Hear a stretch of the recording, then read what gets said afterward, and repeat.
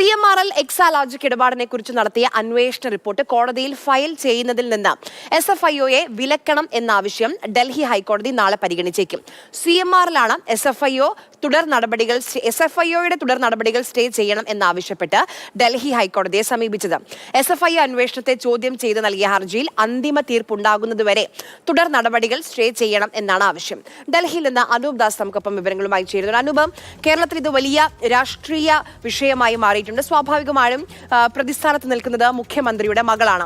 ആ രീതിയിൽ രാഷ്ട്രീയ വിഷയമായി മാറിയിട്ടുണ്ട്.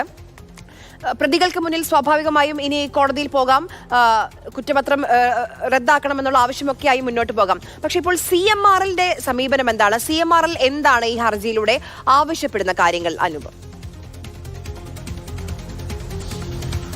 കുറച്ചധികം കാര്യങ്ങൾ ഈ ഹർജിയിലൂടെ CMRL ആവശ്യപ്പെടുന്നുണ്ട്. അതിൽ വളരെ പ്രധാനപ്പെട്ട ഒരു കാര്യം ഈ കേസുമായി ബന്ധപ്പെട്ട തുടർ നടപടികൾ സ്റ്റേ ചെയ്യണം എന്നുള്ളതാണ്. അതാണ് ഒന്നാമത്തെ ആവശ്യം. മറ്റൊന്ന്, അന്വേഷണ റിപ്പോർട്ട്, ഈ SFIOയുടെ അന്വേഷണ റിപ്പോർട്ടിലെ കുറേയേറെ വിവരങ്ങൾ മാധ്യമങ്ങൾക്ക് ചില ഉദ്യോഗസ്ഥർ ചോർത്തി നൽകുന്നുണ്ട്.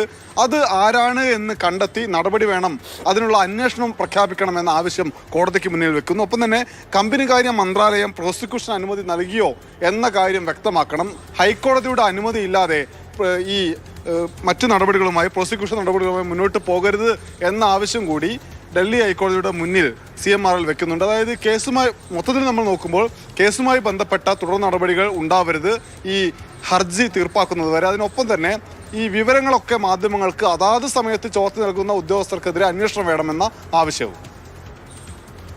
അനൂപ്, ഈ ഹർജി സ്വാഭാവികമായും രണ്ടാഴ്ചയ്ക്കുള്ളിൽ കേരളത്തിലെ കോടതിയുടെ നടപടികൾ ആരംഭിക്കും, സമൻസ് അയക്കും എന്നുള്ളതാണ് നമ്മൾ അറിയാൻ കഴിയുന്നത്. ഇപ്പൊ CMRLന്റെ ഈ ഹർജി എപ്പോൾ പരിഗണിക്കും ഡൽഹി കോടതി?